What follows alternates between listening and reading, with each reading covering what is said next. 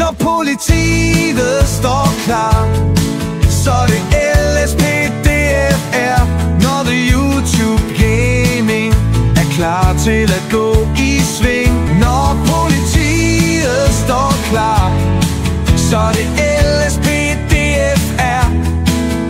Når The YouTube Gaming er klar til at gå i sving. Hej så alle sammen og velkommen til denne video. I dag der skal vi spille noget mere GTA 5 LSPDFR. I dagens episode der skal vi ud på patrulje omkring det lidt fine område og i nattelivet. Vi skal ud og se om folk de kan opføre sig ordentligt, selvom det er blevet aften og vagtholdet for dagen de er taget hjem. Om natten der sker der ikke så meget, og vi skal altså se om vi kan få de kriminelle til at holde det kriminelle aktivitet nede. Vi skal ud og se om vi kan fange nogle spritbilister, generelt tage nogle opgaver i løbet af aftenen. Okay. Skal vi se om der er en efterlysning på en person her. Skal vi se om der er en person der ikke synes at vi skal have fat i vedkommende her. Skal vi se om han er efterlyst. Så personen her er okay, hans kriminalitet er steget på 49%. Okay.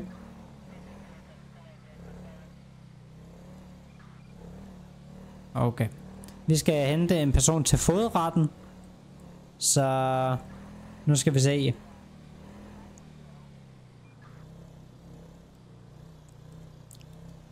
Jamen, han havde vist også en anden sag, både med retten og fodretten. Så det er to forskellige sager, vi skal tage ham ind for. Men han bor lige hernede. Lad os se, om han ikke er hjemme her klokken lidt over 6 om aftenen. Eller midnat. Men hvis han er på sin adresse, jamen, så bliver han jo anholdt, og han skal med ind. Og så tager vi ham til PG. Derefter så skal han som den første i morgen i retten for de ting han nu end har gjort. Og så skal han dømmes for det. Det er meget sådan set sort-hvidt.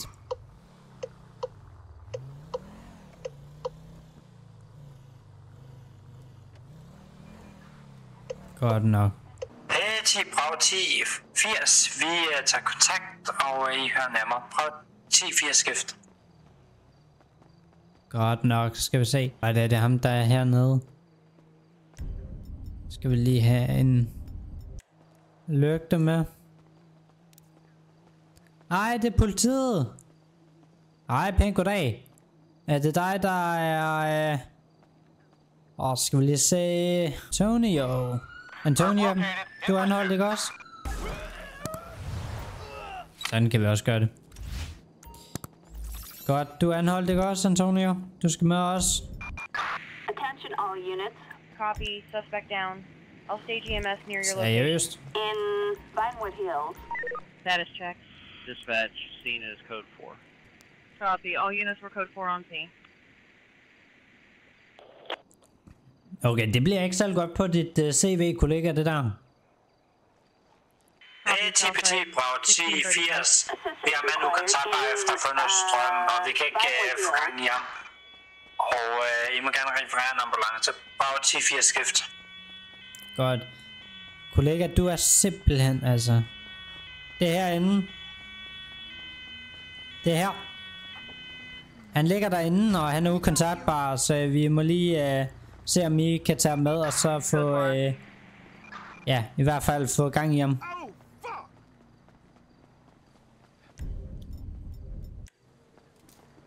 Pas på trappetrinnet. Pas på her. Super. Godt nok. Kom så.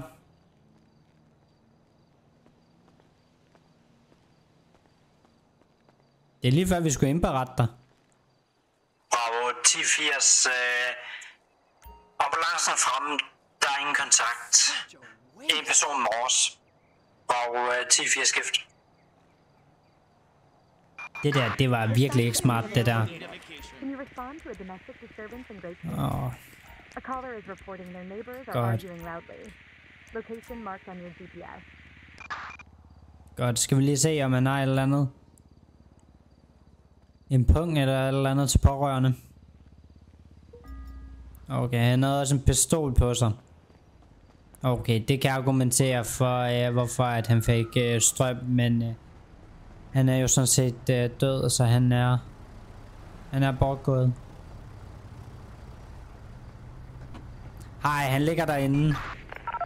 We have a structure fire observed in the downtown area. Okay. Heavy smoke coming from a multi-story building. P10 Bravo 10 80 modtaget. Respond code 3. Vi sætter kursen derned. Bravo 10 80 skift. Så vi har fået en ny tur, der hedder en bygningsbrand. En KC overtager, og så kører vi ned til den her brand her.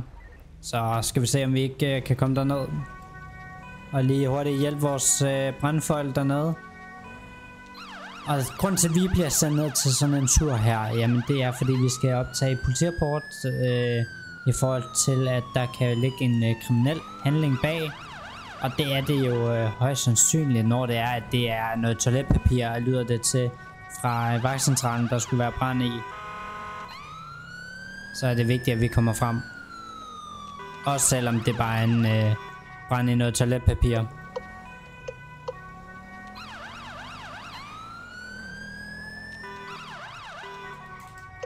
Og så skal vi altså også se, om det er i en bygning. Hvis det er en bygningsbrand, jamen så skal vi ud og se, om det er noget, som nogen skal sigtes for. Altså overtrædelse af beredskabsloven. Og det er det her med at være usømmelig omgang med ild. At man har været ikke helt gennemtænkt omkring det, man har gjort. Og det kan man altså blive sigtet for.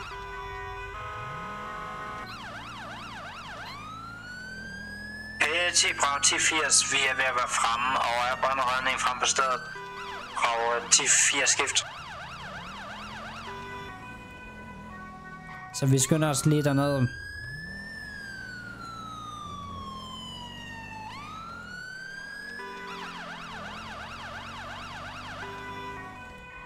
Ind til siden. Tak for det.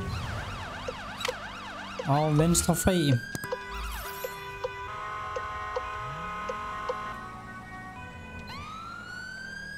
Og så venstre igen.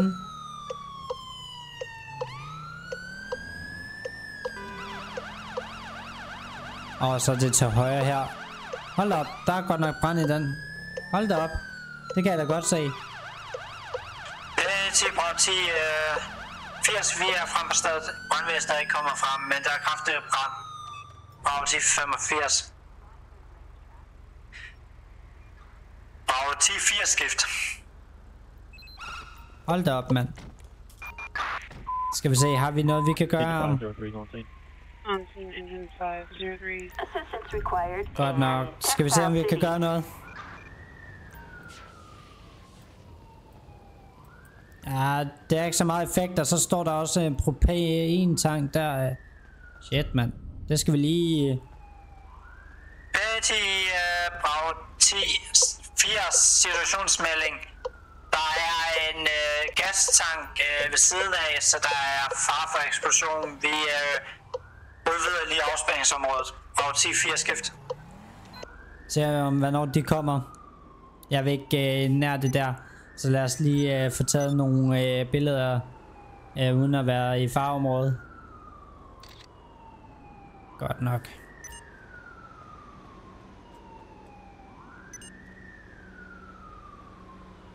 Så det er også gået i bygning, ser det ud til. P10 Bravo 10 80 situationsmelding. Endnu en gang, så har vi noget, der er på vej op af en bygning. En telemast til orientering. Bravo 10 80 skift.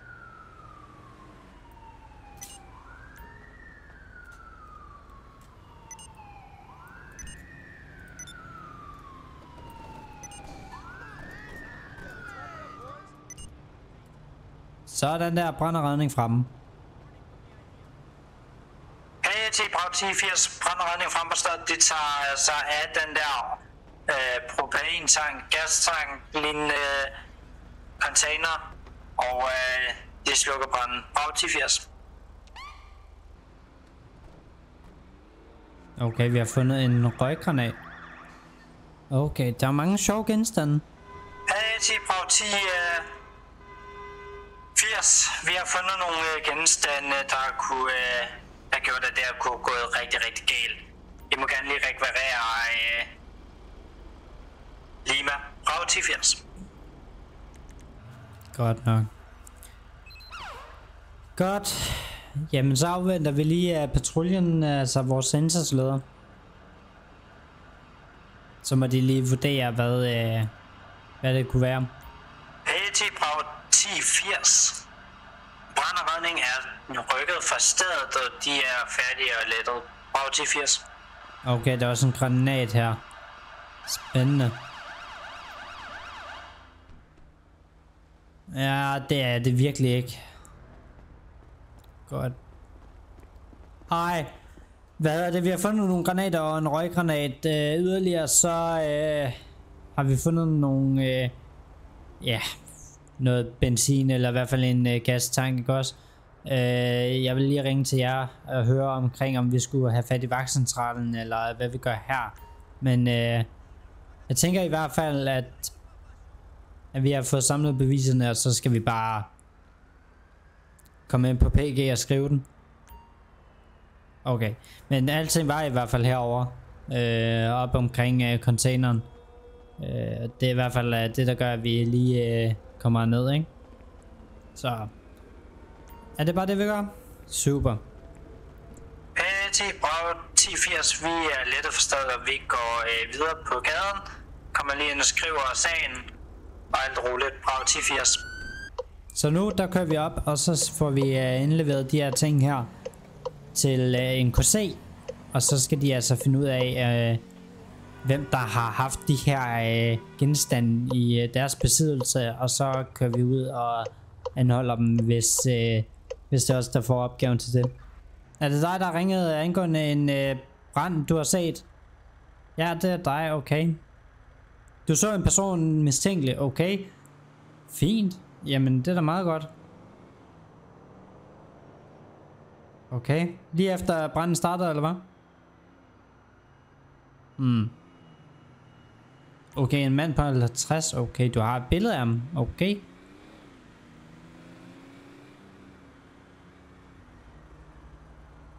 Okay, vi kigger på det. Tak for det, ikke også? Godt. P10 Bravo 1080, vi har kontakt med en anmelder, og det er lidt uventet, men vi blev simpelthen nødt til at køre op og se, hvem personen er. Og vi har muligvis en person, der skulle have sat ild til det her. Bravo 1080. Skal vi lige se, om vi kan nå at få fat i vedkommende. Wow, pas på.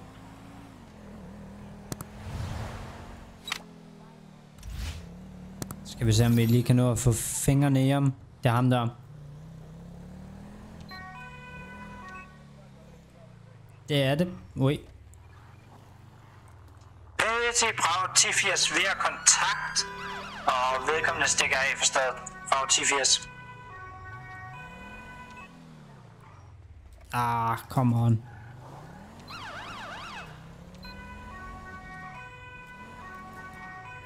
Ej, du skal ikke lige vente om her.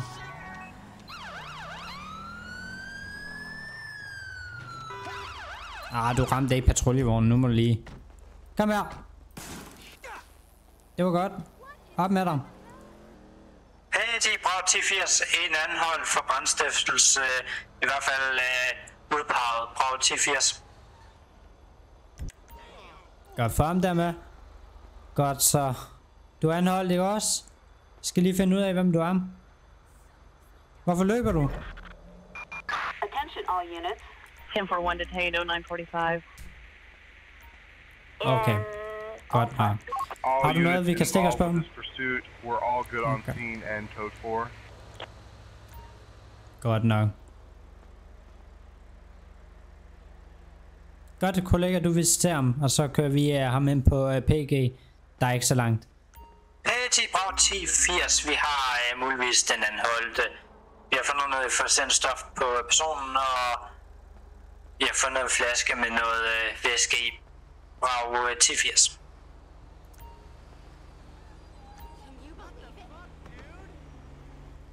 Sådan der.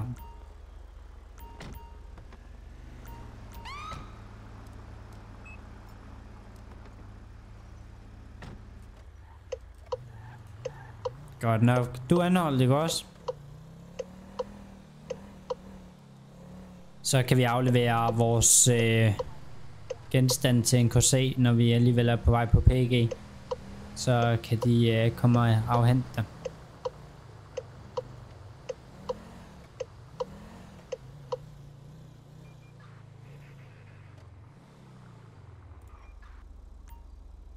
Jamen så bliver han anholdt, han bliver sigtet for det her påsat container, og så vil have en håndgranat på sig også. Du kører noget hurtigt, kammerat.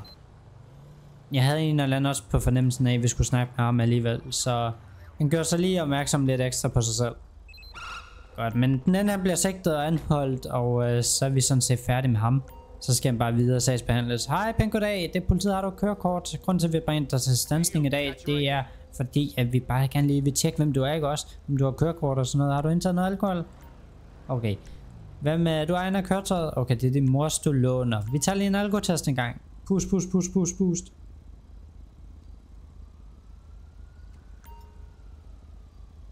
Okay, du har fået noget at drikke. Godt nok. Men det er i hvert fald ikke nok til, at vi kan med det sigter, vel? Men du får lige en advarsel for den kørsel der, så pas på dig selv.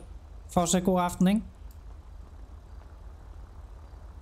Godt, den var i hvert fald ikke høj nok til, at vi kan sigte ham, og det passer nok meget godt med en enkelt genstand.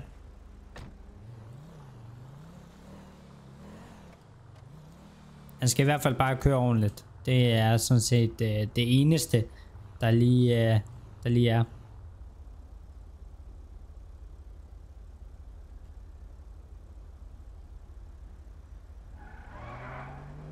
Okay. Det fattede han vist ikke så meget af. Så kan vi bare lige tage ham igen. Den havde han ikke helt forstået.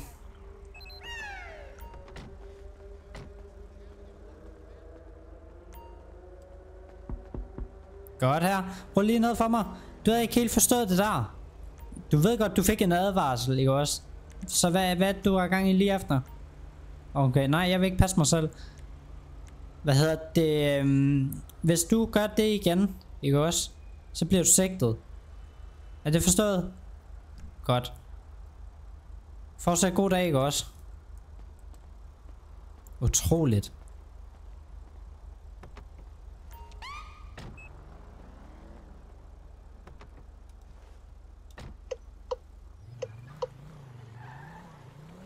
Det var da eddermame dumt at gøre sig opmærksom på sig selv endnu en gang. Bare lige for en sikkerheds skyld. Okay, for ikke at give plads. Kørsel i fremkendelsestiden. Okay. Intet der. Han har måske lært af sin fejl.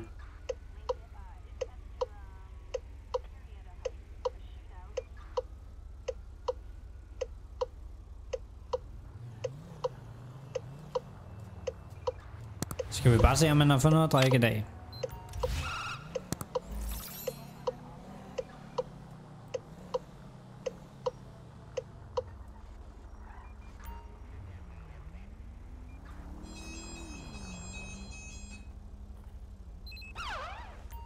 Godt nok. Skal vi lige se.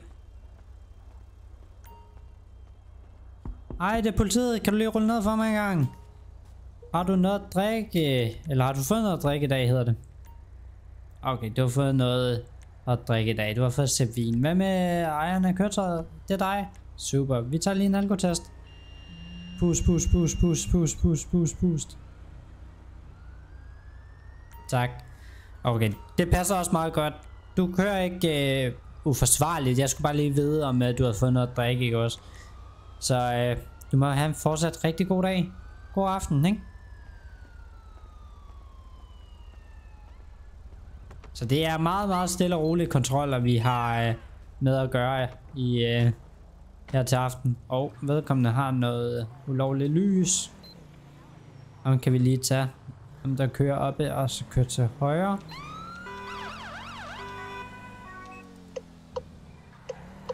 Lad os lige tage fat i ham. Ja, du ved det godt. Det var ikke noget, du var helt ubevidst over. Godt nok. Ej, goddag her. Kan du lige rulle ned en gang? Godt. Har du et kørekort, jeg må se? Grunden til, at vi stopper dig, det er fordi, du har det her ulovlige lys under. Har du indtaget noget alkohol i dag? Okay. Okay, hvad med stoffer? Er det sådan noget, du indtager? Fordi der lugter der godt nok af forsendt stof. Okay. Godt. Du bliver sigtet for overtrædelse af færdselsloven ved at køre med noget lys, som ikke er godkendt til bilen.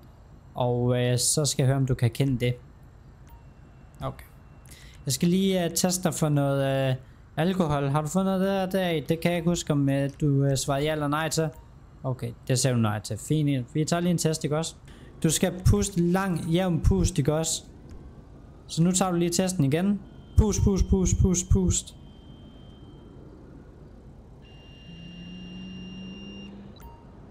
Godt. Jeg skal lige bede dig om at stige ud af køretøjet, og så skal vi se, om du lige kan tage den, uden at din veninde står og kigger på. Så nu tager du lige testen, ikke også? Sådan der. Pust, pust, pust, pust, pust. Okay. Klokken, den er nu 00:32. Du er anholdt sigtet for mulig spirituskørsel, ikke også? Og du skal med ind og tage en blodprøve. PT Bravo 1080, vil I ikke være søde at rekvirere en læge til noget blodprøveudtagning af en 53'er og 1080? Eller sygesikringskort eller andet, der kan identificere, at du har et kørekort. Okay, det har du. Vi forspørger lige på dig, ikke også? PT Bravo 1080, forspørgsel i DMRK er på Elisabeth Martinez. Bravo 1080.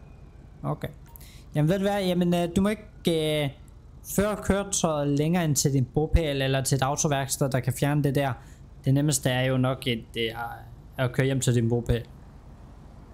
Så det vil sige, at du må føre bilen videre, og så indkalder vi bilen til syn. Din ven bliver sigtet for overtrædelse af færdselsloven ved at køre med de her ting her på bilen, og han nægter sig simpelthen skyldig. Det er ikke så meget at sige til det, men han bliver sigtet, fordi han ikke kan tage en alkotest, og derfor så tager vi ham med, og du kan føre køretøjet videre, ikke? Bare kør hjem til en bopæl eller privat adresse, ikke også? Fortsat god aften. Godt nok. Og grund til at vi gør det på den her måde, jamen det er fordi at så står den ikke i vejen herude, og så har vi altså mindre ting at skulle deale med, når det er at den kan komme hjem og køre på og blive placeret på en bopæl. Så nu kører vi manden op til PG, og så bliver han simpelthen ja, sat i destinationen og afvendt en læge til blodprøveudtagning.